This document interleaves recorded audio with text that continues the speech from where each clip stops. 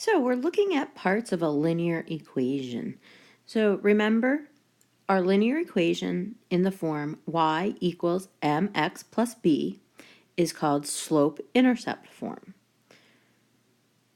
where m refers to the slope and the b value refers to your y-intercept. We call our y portion the dependent variable and x is the independent variable. X is often referred to as the domain, the input, the values we plug in to find the value that is dependent, y, often referred to as our range. Recall slope is the change in the y over the change in the x. We also call that the rise over the run.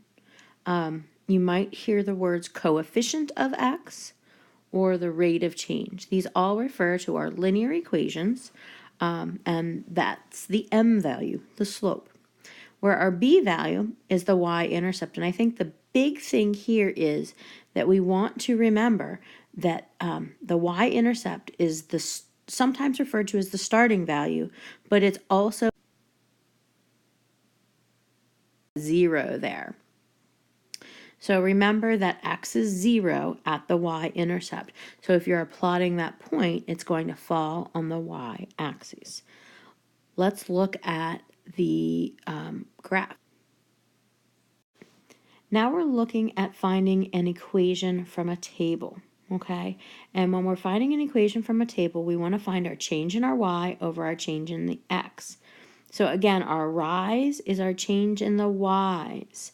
I like to say it's the y's over the run.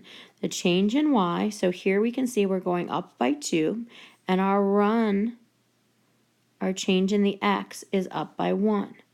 So the change in y is 2, and our change in x is 1 for an m value of 2. And again, x is 0 at the y-intercept, so we can look and see where x is 0 right there, and that means our y-intercept or our b value is going to be 5.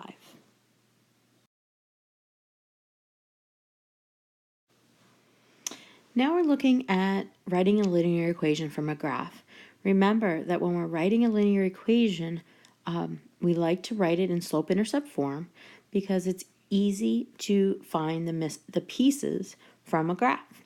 So recall our slope is our rise over our run, okay, a rise over our run, and our rise is how much our change in our y value over our change in our x value. That's our slope. Remember, if the line is going down from left to right, like this, that's going to have a negative slope, whereas the line that we have written here has a positive slope